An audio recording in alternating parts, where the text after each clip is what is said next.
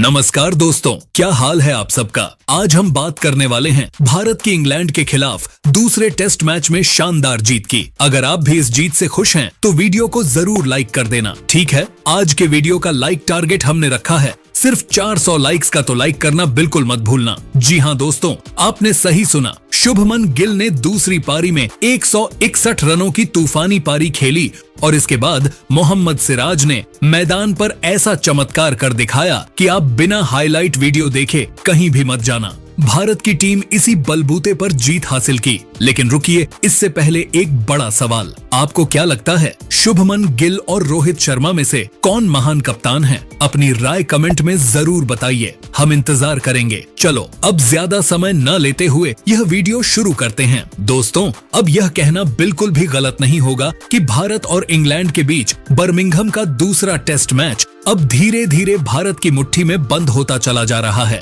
वो मैच जो कभी किसी अनिश्चित पहेली की तरह लग रहा था, अब साफ साफ एक चित्र बन चुका है जिसमें भारत की जीत की झलक साफ दिखाई दे रही है। मुकाबले की शुरुआत हुई थी पहले दिन जब कप्तान बेन स्टोक्स ने टॉस जीतकर एक बहादुर लेकिन उतना ही खतरनाक फैसला लिया। भारत को बल्लेबाजी का न्योता दे दिया। शायद स्टोक्स को लगा था कि पहले घंटे में इंग्लैंड के गेंदबाज स्विंग और सीम से कहर बरपा देंगे, लेकिन उन्हें शायद अंदाजा नहीं था कि भारतीय कप्तान शुभमन गिल के पास एक तूफानी इरादा है। गिल ने 269 रन की ऐसी विस्फोटक पारी खेल दी जिसने इंग्लैंड की पूरी रणनीति को तहस नहस कर डाला। भारत ने पहली पारी में कुल 587 रन ठोक डाले, एक ऐसा स्कोर जिसने मैदान के माहौल को ही भारत के रंग में रंग दिया। अब जब इंग्लैंड बल्लेबाजी करने उतरी तो एक तूफान जैसे भारत के गेंदबाजों ने खड़ा कर दिया। शुरुआती 5 विकेट महज 84 रन पर ही गिर चुके थे। भारत की पकड़ उस समय इतनी मजबूत लग रही थी कि लग रहा था इंग्लैंड की टीम 250 तक भी नहीं पहुंच पाई। लेकिन तभी मैदान पर आए हैरी ब्रुक और जमी स्मिथ, दोनों ने मिलकर ऐसी ऐतिहासिक साझेदारी रच दी जिसने एक पल के लिए भारत की बढ़त पर भी सवाल खड़ा कर दिया। दोनों ने मिलकर 303 रन जोड़े और इंग्लैंड को 407 रन तक पहुंचा दिया। इस साझेदारी ने भले ही स्कोर बोर्ड पर इंग्लैंड को सम्मान दिया हो, लेकिन भारत की बढ़त अब भी 180 रन की मजबूत चट्टान जैसी थी। भारत ने फिर से मोर्चा संभाला और अब दूसरी पारी में इंग्लैंड पर दबाव डालने का वक्त था। लक्ष्य था स्कोर को 300 रन के पार ले जाकर इंग्लैंड को ऐसा लक्ष्य देना जहां सिर्फ बल्लेबाजी नहीं, हिम्मत भी जवाब दे जाए। तीसरे दिन के अंतिम सत्र में यशस्वी जायसवाल और केएल राहुल पिच पर उतरे। दोनों की चाल में संयम था, लेकिन आंखों में मंजिल की चमक। लेकिन यशस्वी जायसवाल इस बार लंबे वक्त तक नहीं टिक पाए। जोश टंग की एक शानदार इन स्विंग गेंद ने उन्हें चौंका दिया और अंपायर की उंगली उड़ चुकी थी। जायसवाल 28 रन पर एलबीडब्ल्यू आउट हो गए। भारत को पहला झटका मिल चुका था, लेकिन इसके बाद के एल राहुल और करुण नायर ने समझदारी से पारी को संभाला। दोनों ने धीरे धीरे रन जोड़ने शुरू किए। टीम इंडिया ने तीसरे दिन का खेल खत्म होने तक एक विकेट पर 64 रन बना लिए थे। के एल राहुल 28 रन पर नाबाद थे और करुण नायर 7 रन बनाकर उनका साथ निभा रहे थे। अब सुबह का सूरज चौथे दिन की शुरुआत के साथ मैदान पर निकला और भारत को उम्मीद थी कि यह दिन उनके लिए और मजबूती लेकर आएगा। लेकिन जैसे ही गेंदबाज ब्राइडन कार्स ने नई गेंद थामी, भारत की उम्मीदों को एक बार फिर से झटका लगा। करुण नायर, जो अब तक 47 गेंदों में 26 रन बनाकर जमने की कोशिश कर रहे थे, एक शॉर्ट लेंथ गेंद पर कट मारने के चक्कर में जेमी स्मिथ के हाथों विकेट गंवा बैठे। गेंद बल्ले का किनारा लेती हुई सीधे विकेट कीपर के दस्तानों में समा गई और भारत को दूसरा बड़ा झटका लग चुका था। अब दोस्तों, एक और स्कोर बोर्ड पर रन धीरे धीरे बढ़ रहे थे, तो दूसरी ओर विकेटों की चुपचाप होती गिरावट दर्शकों के दिलों में बेचैनी बढ़ा रही थी। यह मैच अब वहां पहुंच चुका था जहां हर गेंद कहानी बन सकती थी और हर गलती नतीजा। फिर दोस्तों, मैदान की उस गूंज के बीच जब हर किसी को उम्मीद थी कि कोई मसीहा टीम इंडिया को इस मुश्किल से बाहर निकालेगा, कप्तान शुभमन गिल खुद मैदान पर उतरते हैं। उनका चेहरा शांत था, लेकिन आंखों में चिंगारी साफ दिखाई दे रही थी। सामने इंग्लैंड के गेंदबाज अपनी पूरी ताकत झोंक रहे थे और भारत की पारी अब डगमगाने लगी थी। केएल राहुल, जो अब तक टीम को संभालने की जिम्मेदारी बखूबी निभा रहे थे, उन्होंने अर्धशतक झड़कर राहत तो दी थी, लेकिन संकट अभी टला नहीं था। शुभमन गिल और केएल राहुल के बीच साझेदारी शुरू ही हुई थी कि अचानक फिर से वह घातक मंजर लौट आया, जिससे भारत की पहली पारी में टीम गुजरी थी कि एल राहुल जो 55 रन बनाकर अच्छे टच में दिख रहे थे, अचानक जोश टंकी एक ऐसी गेंद पर चकमा खा गए जो सीएम पर हल्की मूवमेंट के साथ अंदर आई। राहुल ने बचाव करने की कोशिश की, लेकिन गेंद पैड पर जा लगी और अंपायर की उंगली हवा में उठ चुकी थी। पूरा स्टेडियम एक बार फिर सन्नाटे में डूब गया। राहुल आउट हुए और स्कोर था सिर्फ 126 रन पर 3 बड़े विकेट खो चुके थे। भारत की बल्लेबाजी इकाई ऐसे बिखरती दिख रही थी जैसे रेत की दीवार पर समंदर की लहरें। अब कमेंटेटर भी कहने लगे थे कि भारत के लिए 200 रन तक पहुंचना भी इस पिच पर एक चमत्कार होगा। ड्रेसिंग रूम में तनाव बढ़ता जा रहा था और फैंस की धड़कनें बढ़ चुकी थीं। लेकिन फिर मैदान पर उतरा एक ऐसा तूफान जिसने मैच की दिशा ही बदल दी। ऋषभ पंत जब उन्हें भेजा गया तो कोचिंग स्टाफ ने बस इतना कहा, तू जा और तूफान ला दे। और दोस्तों, ऋषभ पंत ने वाकई में तूफान ही ला दिया। जैसे ही उन्होंने क्रीज पर कदम रखा, इंग्लैंड की गेंदबाजी लय लड़खड़ाने लगी। पंत ने न इंतजार किया न एडजस्ट करने की कोशिश की,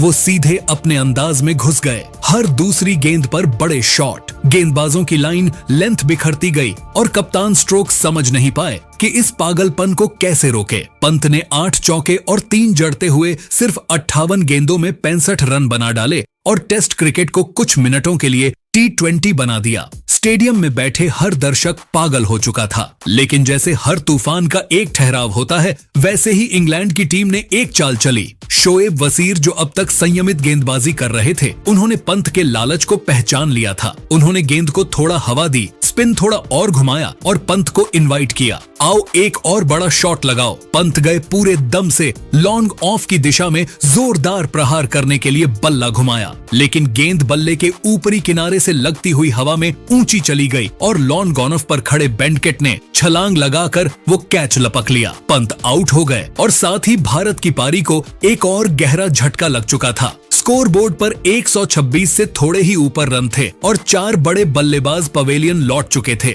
हालांकि दोस्तों, जब ऋषभ पंत आउट हुए तो उन्होंने 65 रन जोड़कर भारत के स्कोर को 236 तक पहुंचा दिया था। उनके और शुभमन गिल के बीच हुई 110 रन की साझेदारी ने वह नींव रख दी थी जिससे भारत की दूसरी पारी की इमारत उठ खड़ी हो सके। उस साझेदारी का टूटना एक बड़ा झटका जरूर था, लेकिन भारतीय ड्रेसिंग रूम में विश्वास अब भी बरकरार था, क्योंकि मैदान पर अब बल्लेबाजी के लिए आ रहे थे वो खिलाड़ी जिनकी उपस्थिति ही विपक्षी टीम के माथे पर बल डाल देती है। रविंद्र जडेजा लंच ब्रेक के बाद जैसे ही जडेजा मैदान पर उतरे, उनके चेहरे पर वही आत्मविश्वास था जो युद्ध भूमि पर उतरने वाले अनुभवी योद्धा के चेहरे पर होता है। वह जानते थे कि अगर भारत को एक ऐसा टारगेट इंग्लैंड के सामने रखना है जो उन्हें घुटनों पर ले आए, तो यह पारी अब संभालनी ही होगी। शुभमन गिल और जडेजा की जोड़ी जैसे ही साथ आई, दोनों ने रफ्तार पकड़ ली। सिर्फ 58 गेंदों में 50 रन की साझेदारी पूरी हो गई। दर्शक झूम उठे, ड्रेसिंग रूम ताली बजाने लगा और कप्तान गिल की आंखों में अब सिर्फ एक मंजिल थी, इंग्लैंड को झुकाना। इसी बीच शुभमन गिल ने अपनी टेस्ट क्रिकेट की एक और सुनहरी शतकीय पारी पूरी की और वह भी एकदम राजसी अंदाज में। उनका बल्ला बोल रहा था, उनकी चाल में आत्मविश्वास की गरज थी। गिल ने जैसे ही 100 रन पूरे किए, ड्रेसिंग रूम में जश्न का माहौल छा गया। लेकिन दोस्तों, शुभमन यहीं नहीं रुके। उन्होंने अजीब सी खामोशी के बीच रन बनाते बनाते 100 से 50 पार कर लिए। अब वह इंग्लैंड के गेंदबाजों को ऐसे तोड़ रहे थे जैसे कोई मूर्तिकार धीरे धीरे एक चट्टान को कलाकृति में बदलता है। रविंद्र जडेजा भी पीछे नहीं हटे, वह भी अपनी धुन में थे, एकदम संयमित लेकिन घातक। दोनों ने मिलकर महज 208 गेंदों में 175 रन की साझेदारी कर डाली। उस वक्त लग रहा था कि यह भारत की सबसे बेहतरीन टेस्ट पारियों में से एक बन जाएगी। लेकिन फिर वही क्रिकेट का सस्पेंस। 81 ओवर 5वीं गेंद और गेंदबाज शोएब वसीर, उन्होंने शुभमन गिल को एक ऐसी गेंद डाली जो हल्के से अंदर आई और बल्ले का किनारा लेते हुए स्टंप्स को उड़ा गई। गिल की पारी वहीं समाप्त हो गई 161 रन पर। लेकिन इस पारी में 13 चौके और 8 मारकर शुभमन गिल ने इतिहास की किताबों में अपना नाम हमेशा के लिए दर्ज करवा दिया। गिल के आउट होते ही अगली चुनौती थी नए बल्लेबाज नीतीश कुमार रेड्डी के सामने। लेकिन वो इस चुनौती को संभाल नहीं पाए। जो रूट ने उन्हें महज 1 रन पर ही चलता कर दिया। एक पल के लिए लगा कि इंग्लैंड वापसी कर सकता है, लेकिन फिर आए वॉशिंगटन सुंदर और उन्होंने जडेजा के साथ मोर्चा संभाल लिया। दोनों ने धीरे धीरे रन जोड़े, एक एक गेंद पर भरोसे के साथ। रविंद्र जडेजा ने एक और नाबाद अर्धशतक जमाया और 69 रन बनाकर अंत तक डटे रहे। वहीं सुंदर ने 12 रन का संयमित योगदान दिया। भारत का स्कोर अब 67 रन हो चुका था। कप्तान शुभमन गिल ड्रेसिंग रूम से बाहर आए और हाथ के इशारे से संकेत दे दिया। पारी घोषित स्टेडियम में तालियों की गड़गड़ाहट गूंज उठी। भारत ने इंग्लैंड के सामने स्कोर रखा 608 रन का। अब चुनौती इंग्लैंड के सामने थी, एक ऐसा स्कोर जिसे हासिल करना नामुमकिन नहीं पर किसी सपना सा जरूर लगता था। मैदान पर बल्लेबाजी के लिए उतरे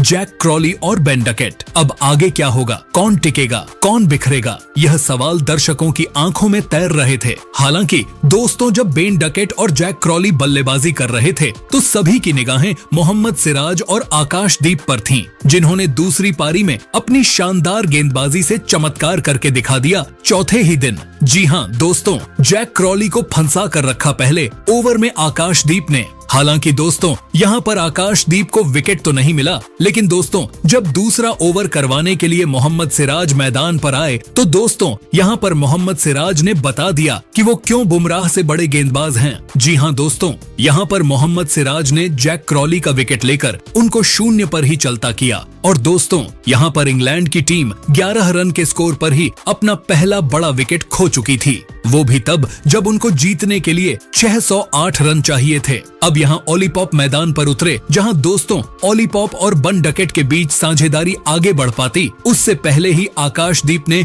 बन डकेट को अपने जाल में लगभग फंसा लिया। और दोस्तों, इस मैच में भारत का ऐसा कमबैक होता देख हर कोई हैरान था, क्योंकि अब लगने लगा कि टीम इंडिया इस मुकाबले को 400-500 रन से जीतेगी। बाकी दोस्तों, अब आप सभी को क्या लगता है, 5वें दिन भारत की टीम कितने ओवर तक इस मैच को जीत जाएगी? अपनी कीमती राय हमें कमेंट करके जरूर बताइएगा। उम्मीद है आपको दिखाई हुई जानकारी पसंद आई होगी। वीडियो अच्छा लगा हो तो वीडियो को लाइक करना, चैनल पर पहली बार आए हो तो चैनल को सब्सक्राइब करना। जय हिंद।